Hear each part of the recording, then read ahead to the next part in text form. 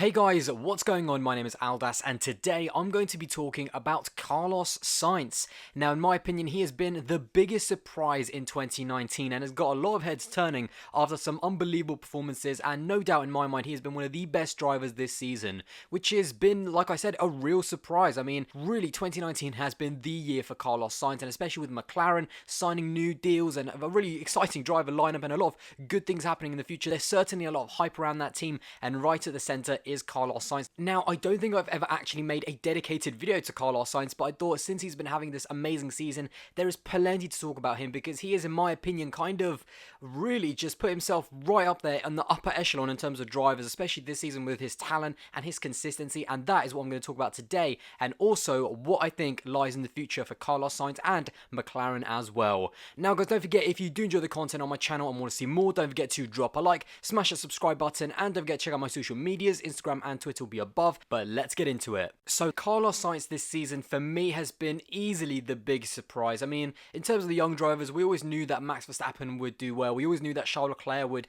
definitely show his talent at Ferrari, but I definitely did not expect that Carlos Sainz would make the impact on the season that he has. I mean, after the move in 2018 to sign for McLaren, I thought it was a very good move for him, especially partnered up against a rookie with Lando Norris. He's also been having a really good debut season, and it's quite phenomenal actually. On a bit of a tangent here, that we have so many of these young drivers and their ability to perform this well in the modern era is absolutely incredible. You know, some of the older guys perhaps might lean towards the fact that these cars are just a lot easier to drive, so you can literally have the 18-year-olds and the 19-year-olds. You know, your Max Verstappen, of course, he came in at 17 with Carlos Sainz at Toro Rosso in 2015. Lando, I think, was only 18 when he joined, and of course we have Lance Stroll, who was also 18 when he got his first ever podium. So you have all these young guys jumping in these brand new modern cars, and they are just getting to grips with it so quick, and it's been unbelievable. But the guy for me in the midfield who stood above the rest has been Carlos Sainz. Now, as I mentioned, he joined in 2015, part of the Red Bull Junior Driver Program with Max Verstappen. Of course, Max went on to be the star driver of the lineup, and of course, the next year got promoted up to the main team,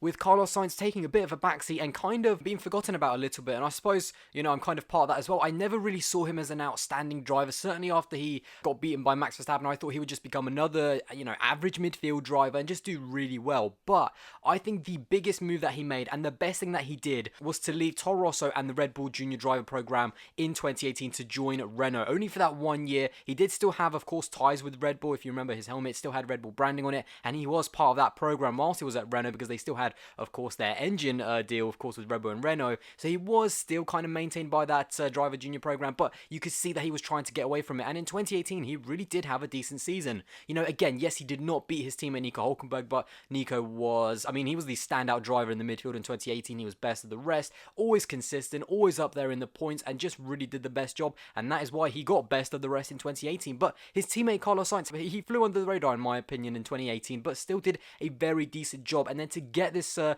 mean, I can call it a promotion up to McLaren to replace Fernando Alonso of all people, who was of course Carlos Sainz's hero, I thought that was an expert move from him. But then I did not expect him to have the season that he has had in 2019, and I cannot say good enough things about Carlos Sainz, to the point where I really do think he has now climbed to the upper echelon of the grid. In my opinion, and I know this is controversial, given the right car, I do think he's now up there with the likes of Charles Leclerc and Max Verstappen, because a lot of people forget he is still technically a youngish driver, I suppose. The thing about Verstappen and Carlos Sainz that I don't want to call them young drivers, because they're not really. They've both had, what, 5 or 4 years now in Formula 1, so they are not rookies. They are not really young talents, but they are young guys, I suppose, when you compare them to the likes of Lewis Hamilton and the ages of Robert Kubica and Kimi Raikkonen, but at the same time, they are very experienced. Now, Max Verstappen was an unbelievable talent, a once-in-a-generation talent, and that's why he got up to speed so quickly, and he stunned us so quickly. And I think it took this time for Carlos Sainz to mature as his own man, leave that Toro Rosso program, come into McLaren, his own team, his own people around him, just have absolutely everything focused on the job that he needed to do, and not, you know, trying to impress Marco to get up to Red Bull. He just is focusing on the team, and I think that has been the better for him, not only in 2018 when he did a solid job up against Nico Hülkenberg, but now in 2019 where he has put McLaren to the top of the midfield and has undoubtedly been the outstanding talent in the midfield. Now, when you look at Carlos Sainz, he really, and again, I will reiterate this, he for me is the biggest surprise this season, because I was that person, and I'm not going to lie, and please do not go and watch my 2019 season prediction video, because it was absolutely, the predictions, they were absolutely awful, but I did not expect McLaren to bounce back the way they did without Fernando Alonso, although perhaps it's the Alonso effect. You know, he left McLaren, then they won the championship the next year, he left Ferrari, then they started winning races again the next year, he left McLaren again, and then they rose to the top of the midfield. So Perhaps it's the Alonso effect, but, you know, that was a bit of a joke. Of course, Carlos Sainz has been the outstanding person that has made the biggest difference. I mean, consistency above all else has been the number one thing for Carlos. So many times during the weekend, he is best the rest. Even, of course, in the early part of the season, so many times he was beating Pierre Gasly in a Red Bull, and he was so close on points.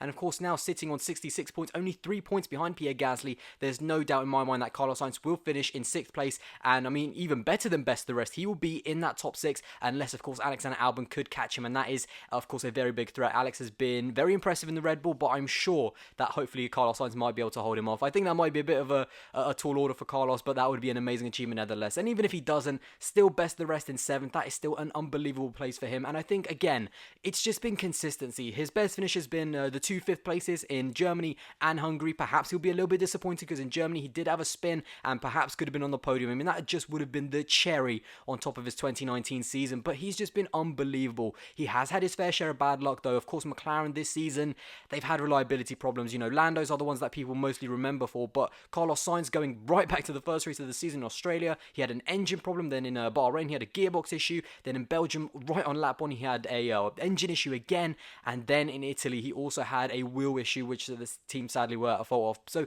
he has had his share of bad luck, but when he hasn't, when you actually look at his performances, he is always in the points. If he doesn't get involved in any incidents like he did in China with Kvyat and then in Singapore with Hulkenberg, he is always in the points. He is so unbelievably consistent. In qualifying, perhaps is where he could improve because he has been beaten quite a few times by his rookie teammate, but on race day, his racecraft as well. If you remember his overtake in Monaco, I mean, he just seems to be pulling every single piece together, and all of that experience he has gained in Formula 1 since arriving in 2015, and especially, like I said, in the last 2 seasons, being his own man in almost his own team without everyone looking over his shoulder like, oh, you know, you're not the guy that was promoted to Red Bull, it was Max. He is his own man now, and now we are finally and truly seeing the true talent that is Carlos Sainz. Now, on top of the fact that he has been consistent, he's been quick, he has been smart as well, especially on race day. He's been able to overtake. I mean, I can't say enough good things about Carlos Sainz. The big thing for me, though, above all of the results, is the vibe at McLaren. With Carlos Sainz and Lando Norris, they are very competitive, there's no doubt about that. But if you remember last year, McLaren, they just seemed to be a team down in the dumps. Fernando Alonso, he was doing his Fernando Alonso thing, just being the really amazing racing driver that he is, just pushing that car to the limits. But there was always just news articles looming over his head. When is he going to retire? When is he going to ditch McLaren again? Then you had Stoffel Van Dorn, also kind of down in the dumps, out-qualified by Alonso in every single race, and his seat was always under threat. And then you had the team itself underperforming and, quite frankly, getting a bit of humble pie right there, because they were just doing all this talking during the Honda era about how amazing their chassis was. And when they had a race-winning engine, which they got in 2018 because the Renault did win some races, then they were nowhere. They began the season quite well as best of the rest, and then just completely collapsed and were basically racing with the Williams by the end of the season. So they definitely got served up some humble pie in 2018, and we finally saw some accountability from the team. And now in 2019, they were able to ditch Alonso and ditch some of that negativity and kind of just work by themselves and work on themselves and get back to that winning mentality and not just blaming Honda and saying that we're so amazing when they're not performing. And of course, Andreas Seidel as well. I remember when he was announced as the team principal and Zach Brown stepped down, I thought that was a really good appointment, and especially, you know, massive congrats to Andreas Seidel, because he has made a massive impact on that team, especially behind the scenes in the boardroom and getting the brand new wind tunnel, and just the car in general just has so much more sponsors, and everything about this team is just in the up. And the team seems a lot more happy as well. The people inside it clearly are a lot more happy, and that's really good to see. And they have massive confidence in their drivers very early on in the season. In fact, I think McLaren were one of the very first teams, if not the first team, to confirm both of their drivers with contracts for 2020, and I'm sure they are going to be getting extensions for 2021 as well, especially with the brand new announcement as well that for 2021 McLaren Mercedes is back, and that is a very big step for McLaren. They're going to keep working at their chassis and now going to have a top quality engine as well. Despite the fact that Ferrari might have a more powerful engine, there's no doubt that Mercedes still have a very competitive engine, and perhaps even, maybe some people say even better, because it has been more reliable. The Ferrari engine, especially in the Ferrari team, has had some reliability issues and no doubt has cost them, as we saw in Russia in fact, some race wins. So it's clear that McLaren are a team in the ascendancy. They have a great driver lineup, phenomenal people working for them, a phenomenal team back, of course, at the factory in Woking, and all the pieces are finally starting to come together. And I think with this Mercedes deal, the fact that they also just have so much trust in their drivers, and on top of that, of course, the point of the video, Carlos Sainz, he has emerged as a phenomenal driver. He has definitely exceeded my expectations, and I think there's going to be a lot of questions, and maybe a few bigger teams even asking, could Carlos Sainz be on their radar, and could he be a future world champion? I think that is definitely a question that a lot of people need to be asking themselves, and I guess, what do you guys think? Could Carlos Sainz, on top of what has been a really good 2019 season, and maybe even with more improvements in terms of qualifying, he does have a very difficult teammate, Lando Norris, who is also a brilliant talent, there's no doubt about that, but could Carlos Sainz just develop even more and become a truly world-class driver and perhaps a future world champion? I don't know, guys. Let me know in the comments below what you think. But there you go, guys. That is my video on Carlos Sainz and McLaren and how they've been in 2019. Yeah, again, just to say, I'm going to keep repeating myself, they have had a really good 2019 season. Maybe really good is an understatement. They've had a brilliant 2019 season and hopefully more to come. McLaren is a team that I think a lot of people love. Despite the fact that they've kind of been a little bit arrogant in the past couple of seasons, when you actually look back at their history, they are such a great team with such phenomenal history, some amazing drivers, and hopefully more history is going to come in the next few years, and I cannot wait for the day when McLaren are finally going to be back racing for podiums, race wins, and world championships. But all in good time. Anyway, guys, don't forget, if you did enjoy this video, don't forget to drop a like, smash the subscribe button, and check out my social medias. Instagram and Twitter will be above, and I really look forward to seeing what you guys think in the comments below. Anyway, I'll see you guys in the next one. Bye, guys.